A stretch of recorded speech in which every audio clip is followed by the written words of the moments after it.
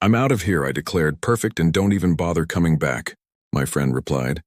Wife, without hesitation, would normally have said go to hell while I used to slam the door.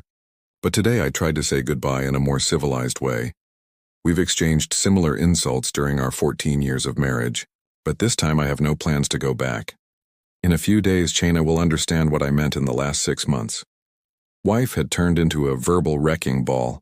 She couldn't understand him. His comments were sharp, and that's an understatement. I started to dodging it to prevent things from exploding. Every day I stayed longer in the car before entering home. Sometimes returned only after Gina and Carrie, our 13-year-old daughter, they had already had dinner. I needed to protect myself. Some nights I found some food left over. But lately it seemed like everything disappeared before I arrived. My name is Kurt Kaminsky. Well, technically David Kurt Kaminsky, but like my father, it's also David. They called me Kurt from the beginning to avoid confusion. I'm not a junior. My father is David John Kaminsky.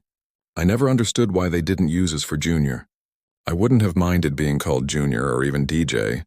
But Noonly Kurt Nat. Yes, I am Polish, well, somewhat. So as an American with Polish roots, I've heard all the jokes. At least most of them seem to invent a new one every year. The only one being Polish I know in this city of 10 million people apart from my father. Become the butt of many jokes. Technically, I am half Polish. The other half comes from my mother's side, German, French, Irish, and English, but ASI have the surname Kaminsky.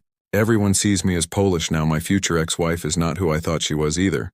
I realized that 4 weeks ago, I mentioned. Before that, I had been keeping away for a while because of his mistreatment. On a Monday night, after skipping some dinners at home, I ended up at a diner, sitting in a private booth ready to order. It was then that I heard 2 guys talking in the next cubicle, and one word caught my attention: Polish. That guy licked the ear. "So how long have you been with Polish's wife?" "Since they got married, man. I even bet with her on their wedding day, and he doesn't even know." I didn't recognize the first voice, but the second one was unmistakable. My best friend George Carey. I froze. They continued chatting, but no, I heard nothing more until George added, "Yes, we met at least twice." A card is so absent-minded that he never realizes beginner's luck. Just at that moment, the waitress approached to take my order. Murmur. My wife fills it with my best friend. The same one who was with me side on our wedding day. He is also my trusted mechanic, and that won't be changing anytime soon. Well, at least not officially. Technically, he is not my staff mechanic, but rather a contractor, independent, who inspects and repairs all my cars. In case you're wondering, own a used car dealership. Yes, I am a used car dealer. I have heard all the jokes and comments, but my business is going from strength to strength. People trust that I offer cars in excellent condition at fair prices, and if something fails, I'll take care of it. Personally, George has always been a first-class mechanic, and I made sure that, to keep him busy and well paid, I tried to hire him officially, but he let me go. A joke about how he couldn't respect himself if he worked for a Pole. He said it in a joking tone, but I sensed something more, even so he agreed to be my independent contractor, although the truth is that I was completely dependent on, and that little detail will be his downfall when he leaves the diner with me. Aimlessly walking through the streets, trying to process what he had just heard. Was it true, or was he just bragging? He could have hired a private investigator, but if what he said was legitimate and his encounters were sporadic, maybe I would end up wasting money. Still, I decided to check Jenna's phone and email. When I got home, Gina acted like as usual. It was good for me. I needed to discover the truth before confront her. When she fell asleep, I checked her email. Clean. Her phone was locked, but it didn't take long to unlock it. I used the date birth of our daughter. I found some suspicious messages, but nothing. George's name appearing in his contacts was not unusual considering that he was my friend. Maybe he was just bragging, I thought. However, the Gina's recent behavior suggested that something was not right. Perhaps not with George, but with someone else. I got into bed restless. It was the 2:43 to when I finally managed to fall asleep the next day in the dealer. George made his usual jokes about Poles. Generally, I let them pass, but that day George exploded. "What do you know about Poland? I'm sure that you couldn't even find it on a map if your life depended on it. You mock that Poles are clumsy. But I'm sure they could at least locate the United States. Maybe even our state. Get to work." George was speechless. He knew I was picking up on something. Never. He had been the academic type. Rather, he was street smart. Good with authors, but not with books, I guess. That's why we were friends in high school. Tadu helped with his studies to make sure he graduated. Now I was, starting to rethink our friendship. I thought about how I had chosen my wife. I locked myself in my office and closed the door, and I started thinking about how to gather evidence. Confronting them face to face wouldn't work. They would deny it. I needed something solid. I called a private investigator in Santa Fe and I explained my concerns to him, and he said that monitoring them would cost me a fortune. Since their encounters were so scattered, he suggested putting a tracker on her phone, at least that way he could know where he was at any time, or install cameras at home, but unless that they were high quality, and by high quality I probably meant expensive, would discover them even with advanced equipment if full was alert. Surely he would notice. If he were you, he would put a tracker on his phone. Andy would expect to catch them red-handed. Suggested me, recommended a program tracking, and refused any payment. Take it as free advice. Said everything the information I mentioned is on the internet anyway, but it still gave me valuable information. I'll wait for a check.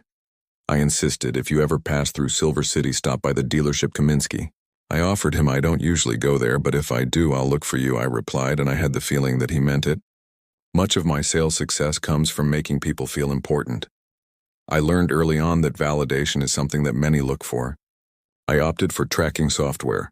Saving the app on your phone syncs with mine. It would run on in the background without her noticing. I was finally able to sleep peacefully the next day. Next, at work, I checked the Gina app. I was working part-time in the university bookstore, about 15 or 20 hours a week. He called his salary extra money and spent it at the beauty salon that day, went to supermarket, and then returned home. George spent most of the day in his workshop, and when Gina was at home, he was outside working.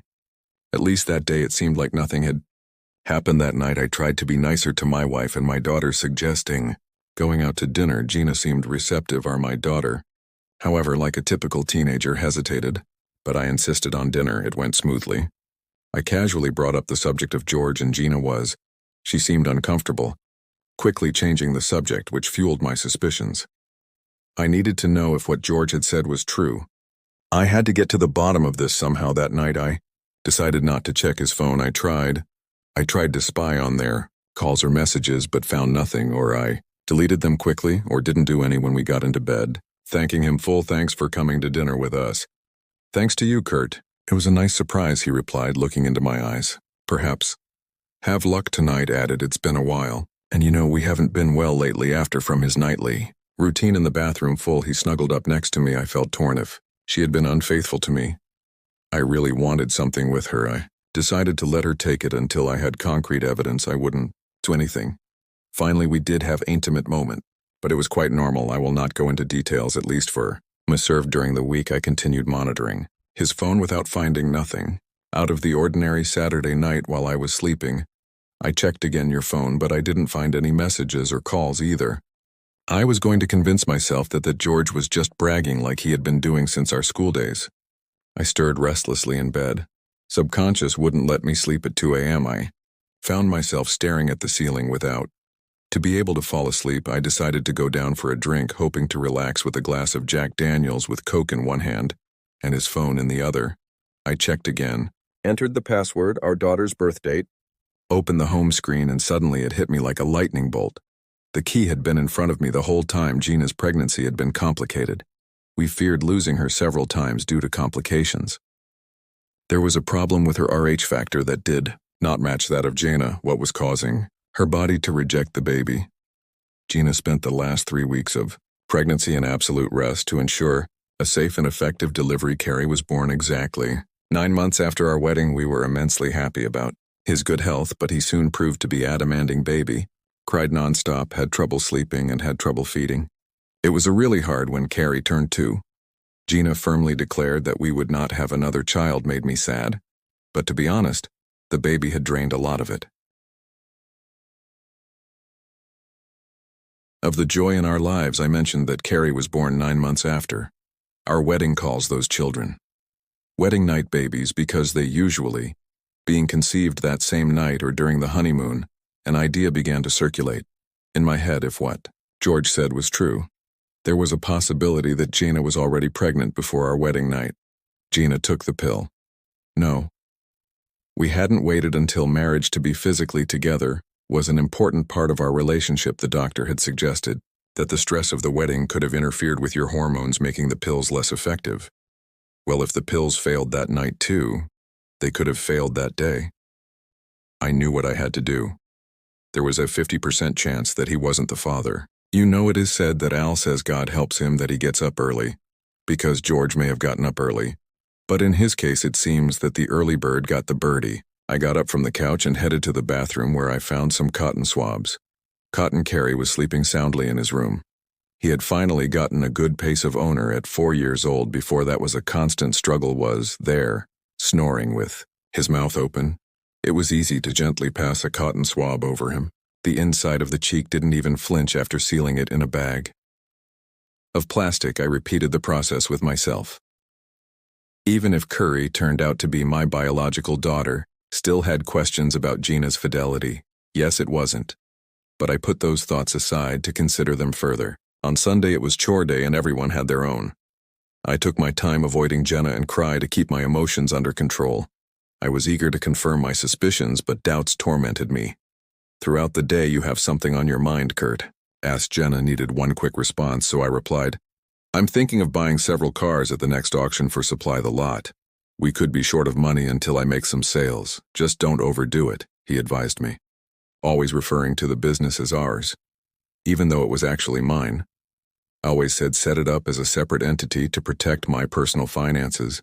Living in a religious community, did not want the business decisions will affect my personal life. I'm thinking of paying the credit cards and keep only one to improve our credit, I added, using this tactic to disguise my strategy.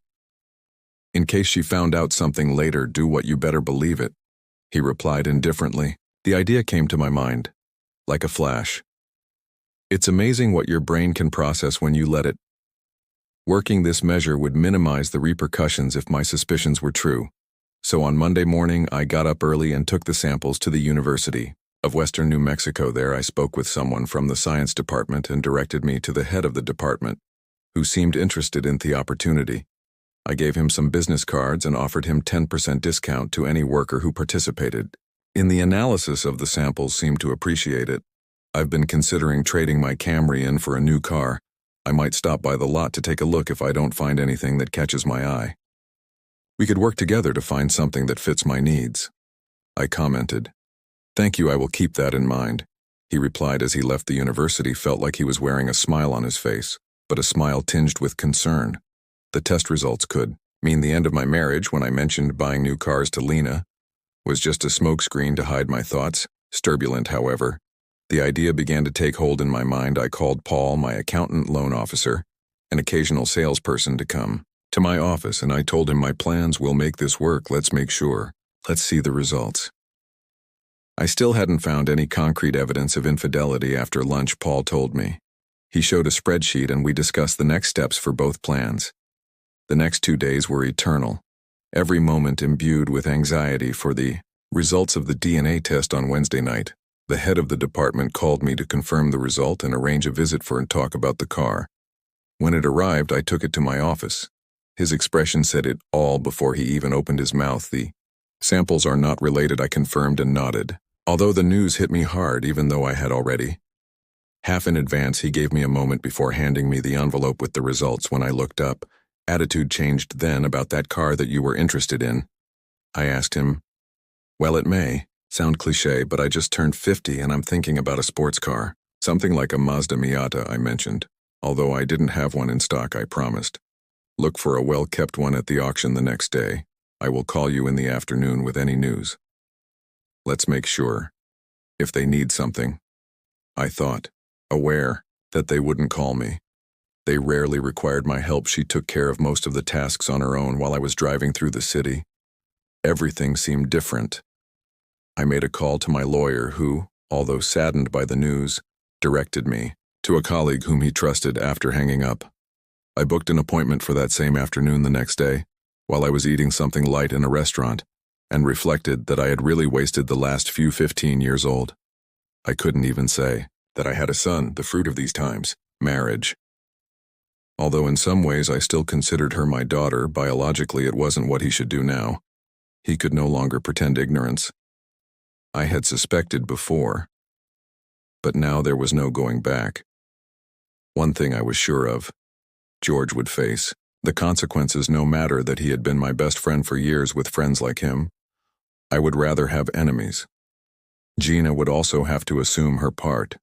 I asked if she knew that Carrie was not my daughter, and even if she didn't know it, she had hidden the truth, the secret of his infidelity on our wedding day with my best friend, my supposedly trusted companion.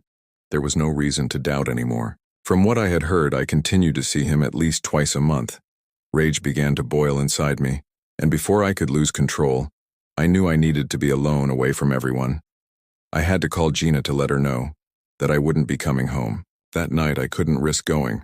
I was afraid to do something that she should take me straight to jail. She quickly replied, "Hello, Kurt. Hello. I'll be spending the night in Albuquerque to prepare for the auction tomorrow at 8 a.m. Oh, he replied indifferently. Well, it's okay that you have a good trip rarely. I was traveling to Albuquerque for the auctions, so this change of routine must have caught his attention. I wondered if would take advantage of my absence. I would have to invent an excuse about Carrie if I was going to visit my parents, which would not be easy to explain. Even so, I would check their phone tracker throughout the night to see if it wandered to another place. As I moved towards Albuquerque, I focused on a new goal to buy at least 20 cars, including a Mazda Miata, and organize their pickup and delivery to my lot after the auction. Now arose the dilemma in who to trust. For mechanical inspection knew that George would not receive any more business from me after complete the ongoing inspections and repairs. Upon hearing that he had acquired 24 cars, he would probably see dollar signs and raise his rates. But that wasn't going to happen. To happen would keep everything a secret until the last moment planned.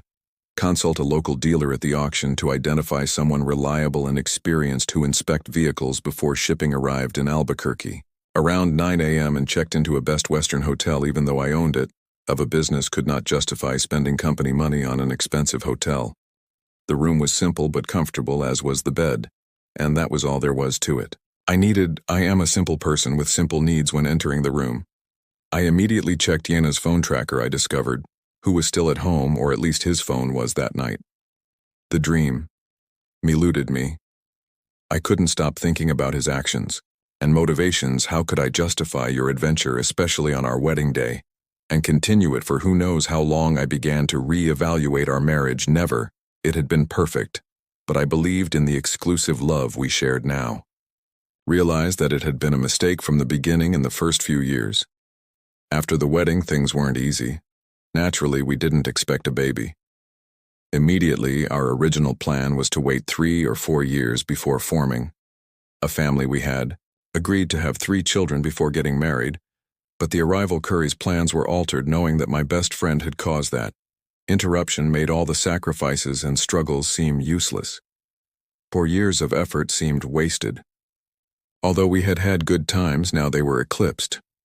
For this revelation, if Gina hadn't been involved with George, maybe would have conceived with me, perhaps her pregnancy would have been less complicated, and we wouldn't have had such a difficult daughter who would discourage her from wanting more children. George ruined my life. When he seduced Amy, future wife, on our wedding day, now entertains her at least twice a month, and probably makes fun of me, while the naive fool does it. But that was going to change. He would have to face the consequences, I thought. As I lay down trying to calm down and fall asleep, the anger returned, boiling inside me. I needed to regain my composure, or I wouldn't sleep a wink that night. I turned on the television to watch a light comedy. The laughter soothed my nerves. By 11 o'clock, I was ready to go to sleep. Looking towards a day busy, the auction went smoothly, got some great cars at favorable prices, and expanded my network of contacts with merchants in the area. Albuquerque had no Miatas at the auction, but I talked to other sellers, and 2 of them had one red one and another black. Negotiated potential deals pending color preference of my client. Both sellers agreed and assured that they would handle the transaction. Once I gave them details about the cars on my lot, I should have attended more often at that auction, interact with other entrepreneurs in the same sector. It inspired me to expand my operations and served as a distraction. Welcome of my personal problems later during my meeting with the lawyer. The news was not encouraging. He ran the risk of losing half of my assets in addition to facing alimony and child support payments for a girl who wasn't even mine at that time. I decided not to get a divorce instead. 2 suggested leaving her with Sunan, George's son would pay off the mortgage on the house. Gina could stay there, but since the mortgage would only be in my name, she wouldn't be able to sell it while still covering the taxes and services. Even if she lived somewhere else, she wouldn't have the option to give up and claim the house, but I still had to make a decision about my business. Although it was registered as a corporation, it had a bad feeling that if he didn't act in time, he could risk losing everything. Consulting my corporate lawyer became a priority when I got home exhausted after a busy day and informed Gina that I was exhausted. I'm exhausted. I'm going to take a shower and go to bed. You murmur. Problems were still there, but at least I found solace in coming up with solutions. Minutes after laying my head on the pillow, I fell into a deep sleep. It had been a tough week, but with a plan in place, my mind finally found its way some peace.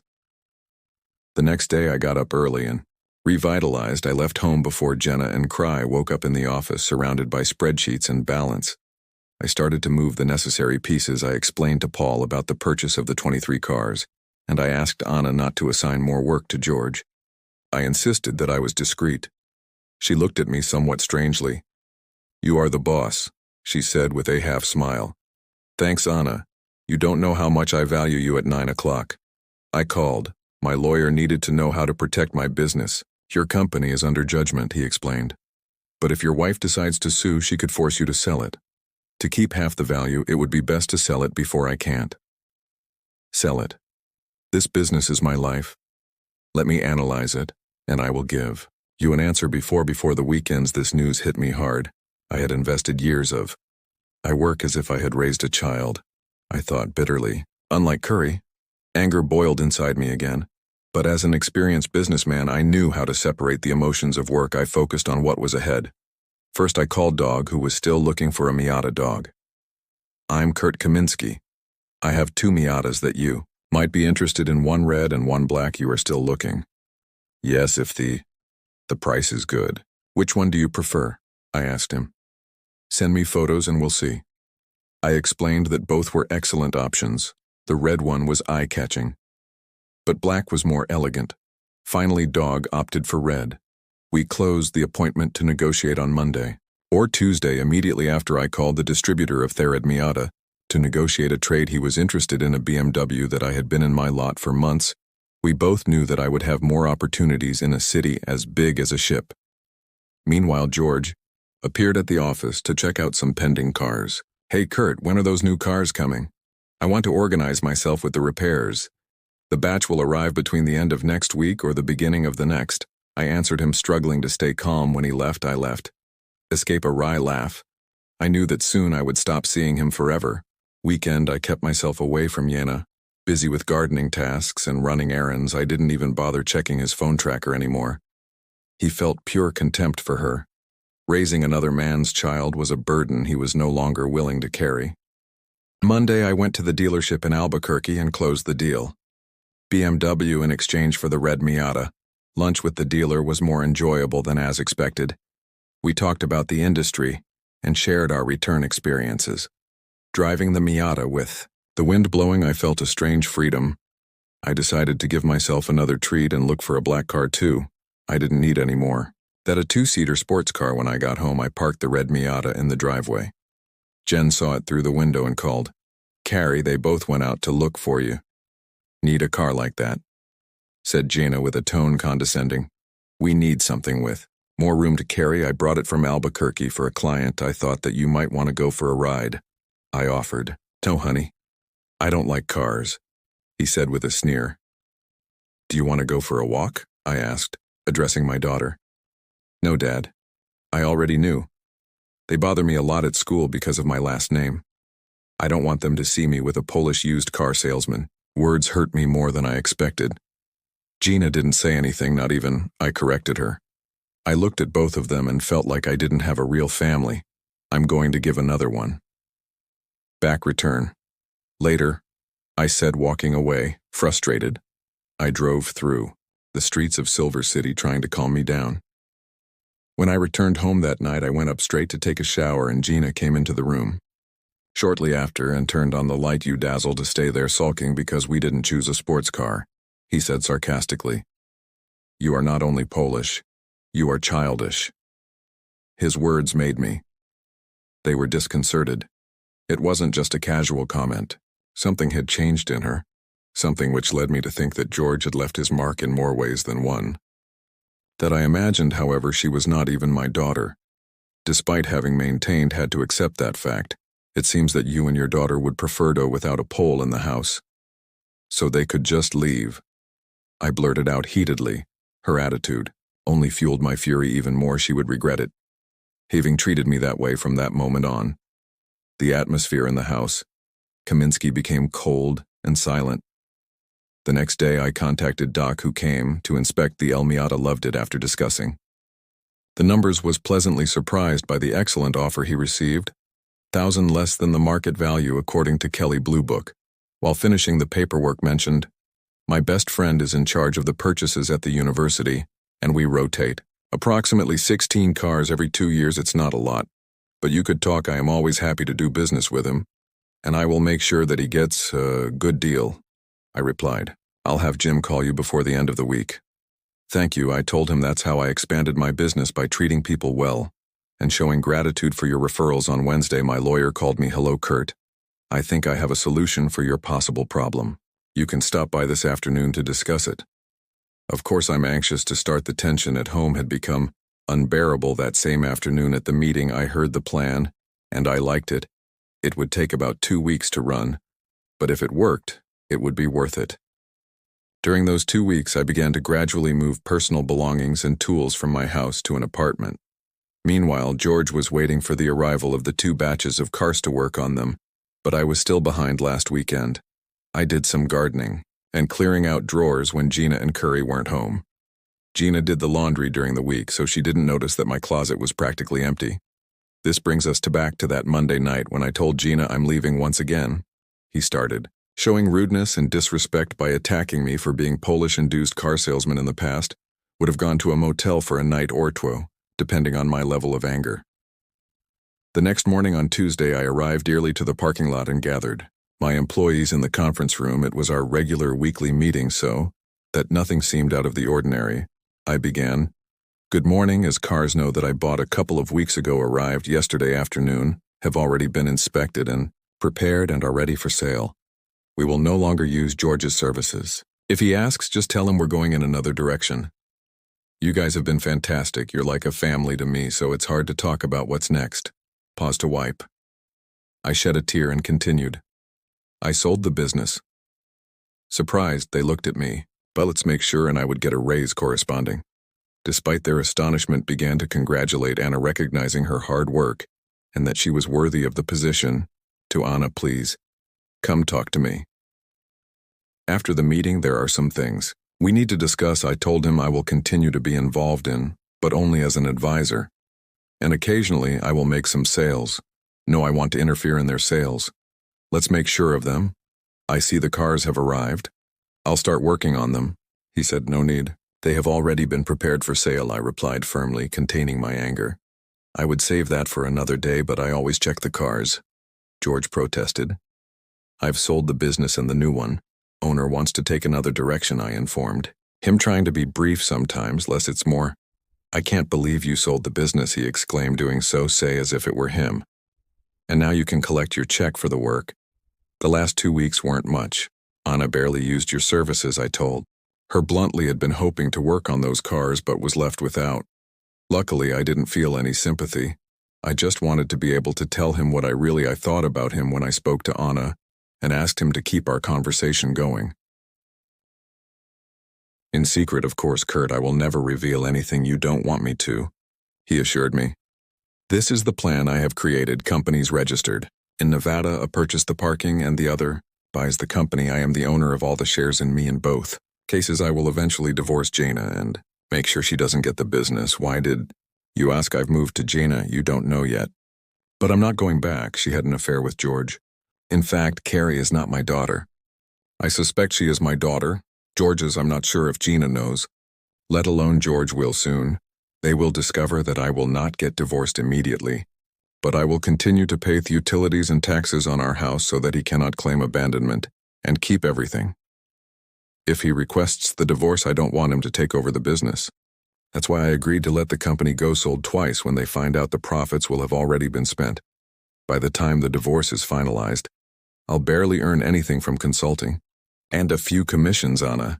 You can handle the daily operations. I will be available for any questions, but I trust you and your judgment, Anna explained. She smiled when she heard about the new owner, but when he heard about Gina and George, his expression turned deadly serious. That woman was someone I deeply admired and respected. I have one more task for you first. I need you to order a new poster and letterhead.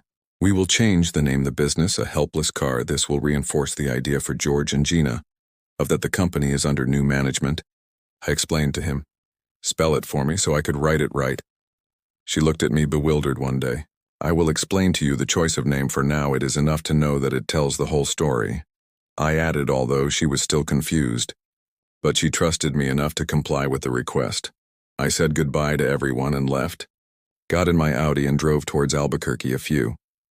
2 hours later, I received a call from Full. I didn't expect Tan to call me. Soon it was a known pattern. I would go away for a day or two, she would call, we would talk, and I would come home and things would change briefly. And then they would go back to normal. As before, another discussion arose and the cycle repeated itself. I decided to answer, curious to hear what he would say this time. Hello, I replied through the speaker. Kurt, what's going on? He asked in a hesitant tone. Nothing special, just I'm on my way to the ship, I answered excitedly. Why are you going there? He insisted on picking up. Answered him coldly. Then what I heard must not be true. George must have called you, so to speak. Maybe he asked your lover. What's going on with her husband? Speculated. I don't know, I answered. What did you hear? George called and said. You sold the business. He finally revealed why he would call me. He asked, puzzled, quickly corrected. HK, your best friend. Clarified he was curious to know if the I knew something better. Friend.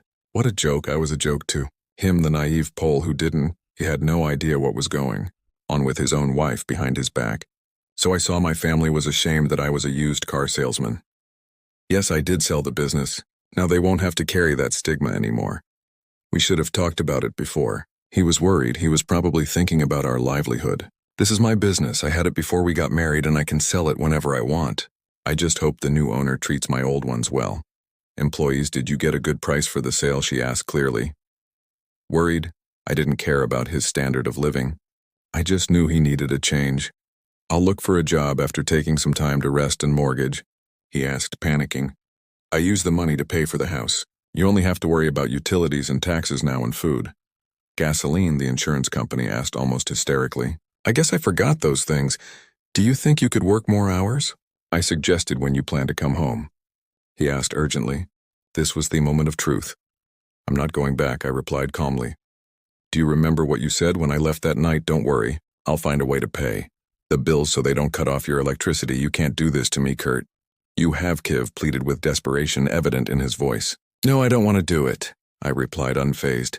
Kurt, please don't do this. We are already made up our minds and your daughter tried to appeal to my emotions. You mean Carrie, the girl who feels ashamed of her last name and that her father is or was a used car salesman? Kurt is just a 13-year-old girl. Years, you can't take that so seriously, replied. Well, it doesn't matter anymore. I'm not going to come back, so none of you will have to feel ashamed of me. With those words, I hung up and turned off the phone, leaving her with her thoughts. I knew she would try to call me again, and that frustrated when I didn't answer him. After calming down after the call, I tried to enjoy the quiet drive to Albuquerque and assumed his next step would be to contact his lover, to get more information, and tell him what I had said when I arrived at my destination. I turned on the phone and noticed 5 missed messages. I heard 3 from Jenna, 1 from George, and 1 from Anna. I immediately called her. Hello, Anna, sorry for having the phone off. I've been receiving unwanted calls, I explained to him. Yes, I know your wife and George called me to find out where you were. I said you don't own this place anymore, so you're not coming back. I hope everything is okay. Commented. Perfect, I replied. If they bother you too much, tell them you're going to call the police for phone harassment. I like that idea, said Kurt. You may feel like you no longer have family or friends, but believe me, you do. We are your family and we always will be. Thanks, Anna, you know. Exactly what to say. I hope your husband realizes how lucky he is. I told him, believe me, he knows. He tells me all the time. Never take something for granted like that. He assured me I won't do it. I promised. After hanging up, I considered whether I should call my cheating wife or that idiotine that they stay, thinking I left Audi and entered the parking office where the owner was waiting for me. I have that Audi I told you about. Are you interested in talking? Of a change proposed, let's see it, responded, admiring the impeccable condition of the car both inside and out. I could sell it in a week. Are you sure of the exchange? Seems like I win. I commented, can you return the favor? He once suggested I'm not here to profit. I just want a sports car. I replied 30 minutes later. I hit the road again with the top down, enjoying the ride. Where to now? North sounded good.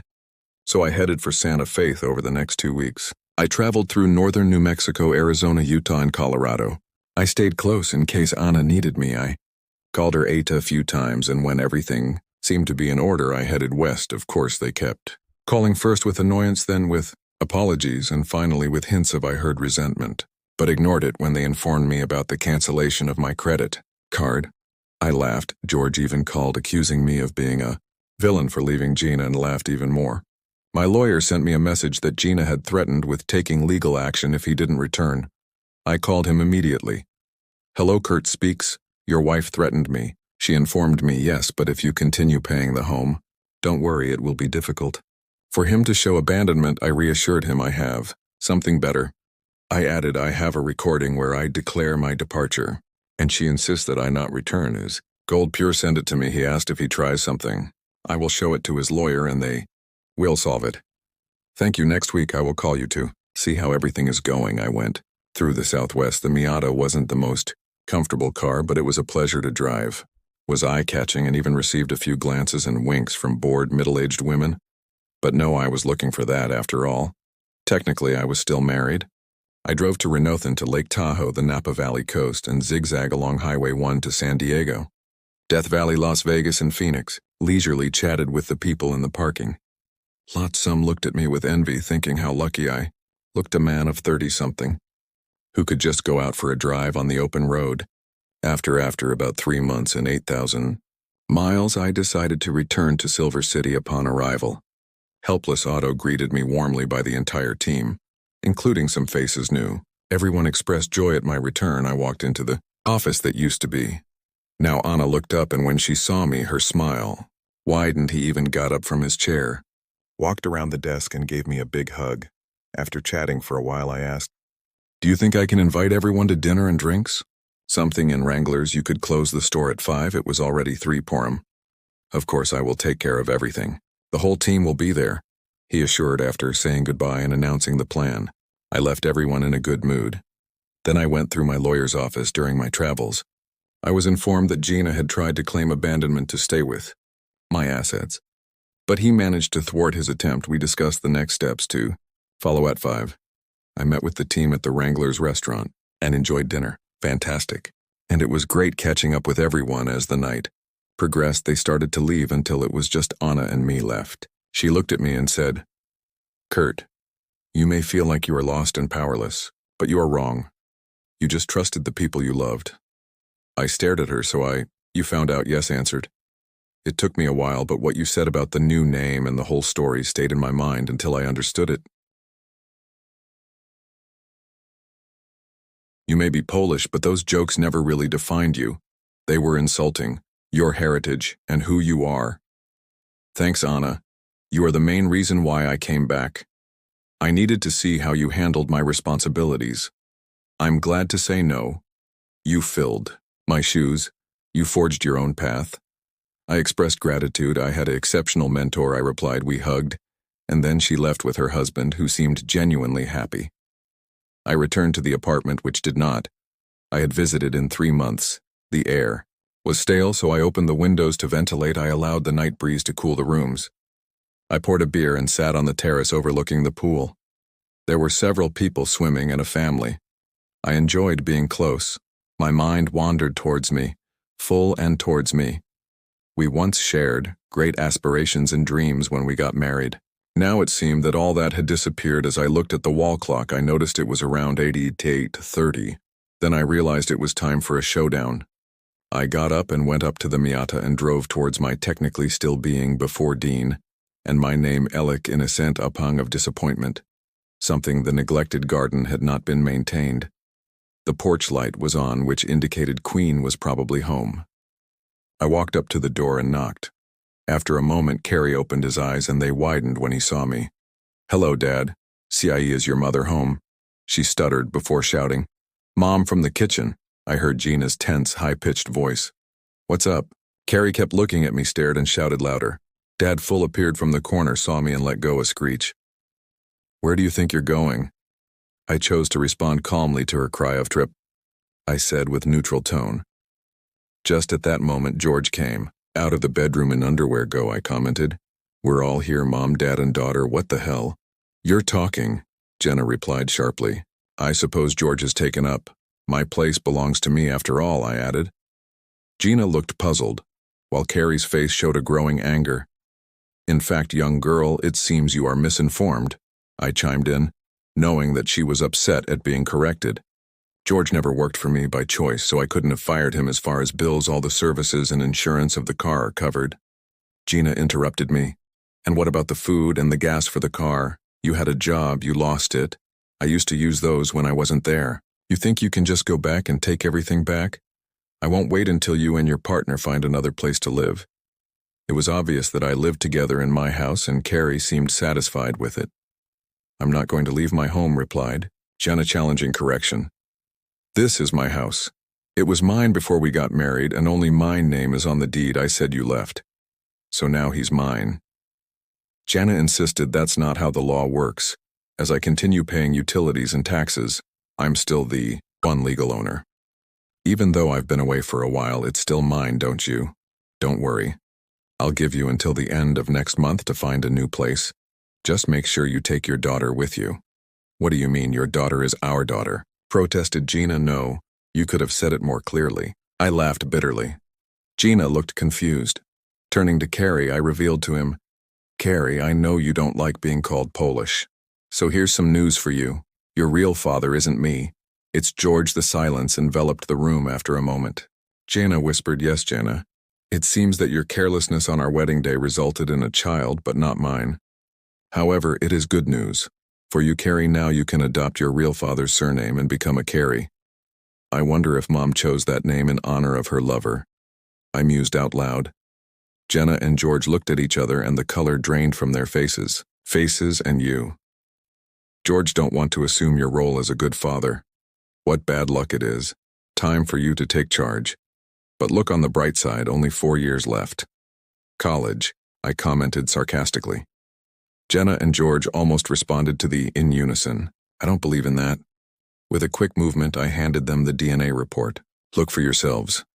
They grabbed it, they read it, and then they both collapsed in the Carrie sofa.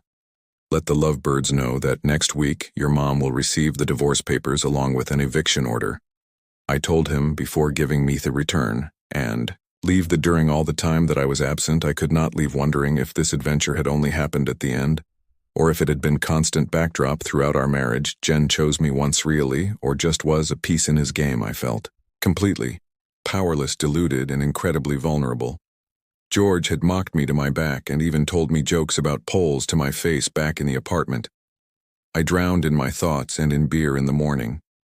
Next, I went to see my lawyer to start the paperwork. Even though I knew I would have to sell the house and divide the earnings, the fact that I barely worked meant that I wouldn't have to pay child support or alimony, especially with another man occupying my place. At least that's what I expected. Jenna and George's betrayal was devastating. To regain trust in either a man or a woman would be a titanic task. Perhaps I should consider going to therapy while the divorce proceedings progressed. I returned to work at the dealership and made it clear to my colleagues that I was no longer. He was the boss, and he only needed to make 1 sale a week to cover my expenses. I insisted it would only be 1 when the court ordered me to pay 1 alimony. Let's make sure a surprise awaited them despite. I thoroughly reviewed my accounts and sales and found nothing. I learned substantially from my colleagues that during my absence, George had visited the dealership almost every day for the first 2 weeks, trying to get a job with Anna. However, she systematically rejected him. Finally, he gave up. Now he regretted not having obtained his ASC certification, since his only available job was in Berlin doing quick oil changes for $1 an hour. I was hoping that Jana got a full-time job, or else they would have financial problems. I called the agent real estate agency and notified Gina that I was putting the house up for sale in anticipation of a split 50-50 of our assets, since he had already received an eviction order needed to move before the sale closed one night. Gina knocked on my door and reluctantly, I let her come in. What do you want, Kerr? Can we talk? He asked with a pleading tone. I'm sure it's a good idea. We're in the middle of a legal battle, I replied coldly. Come on, Kurt. We're just we without lawyers can have a civilized conversation, he pleaded. Okay, but let's go to Dennis, I suggested. Were there witnesses there? I thought to myself, no. I trusted her enough to stay alone in Dennis after the greetings. I went straight to the point. Why did she hesitate before? I guess the simple answer is that I liked both of them and I couldn't choose. So you were dating both of them? At the same time, Gina looked down and admitted yes, but George warned me that I didn't tell you because I knew it would ruin your relationship with him. Why did you say yes when I proposed to you? Because I loved you. And she also replied to George that she loved him, but knew he wouldn't be a good husband like that. That we ended when you proposed to me. I focused on us and the plans of the wedding. So on our wedding day, you were with him. Gina started to cry, and he confessed. Yes, everything was a mess. So what happened? I didn't ask myself. Pushing a little further, I didn't want to lose him, and he didn't want to lose me. Admitted, well, now they have each other and their daughter. By the way, he did a great job. Choosing the name I didn't realize until later during my travels. I didn't know that Carrie wasn't yours, I told him. Full looked at me and said, Kurt, I still love you. It's nice to hear it, Jaina, but I'm not sure you understand what it means to truly love. I replied, I loved you more than anything. And clearly you don't. You can say the same thing, he replied, I loved you. But now I feel nothing but contempt. I told her firmly. Gina understood then that our relationship was over. There would never be an us again. Knew before he left, I had to ask him one last question. Sometime they left him. She hesitated before leaving to tell the truth. We never left it. We had our quiet moments, but normally we saw each other twice a month. I admitted, confessed I expected a different answer. But I appreciate your honesty. One thing. About a year ago, your attitude towards me changed. What caused it? I asked. His face reddened and then showed a flash of anger. George started pressuring me to organize a bacchanal in which you were not included. Maybe I would have considered it. You had participated, but we did not know how to handle the situation. Your insistence made that I started to resent something that I knew you wouldn't accept. Is strange, but I thought I could have both my men together, and I resented you for not being open to that possibility. He confessed. You carried it out. I asked. I didn't consider it, but then you left and everything fell apart. Admitted. Well, now you're free to pursue what? That your decisions no longer affect me, I commented, feeling that our conversation was coming to an end. I paid the bill and we headed to our cars. 4 months later, we were in front of a judge finalizing our divorce. George was also there. Present as we left the courthouse, Gina suggested, perhaps we could have a drink. In the traditional way, of course, I accepted. Despite of the past animosity, this had diminished. Then I thought, this is the end of my relationship with them now. They can be together. That they sink into their own disaster. They deserve it. Jachana will have to adapt to a new standard of living lower in agreement. Perhaps the resentment has not disappeared from the. Despite being Polish, I demand respect.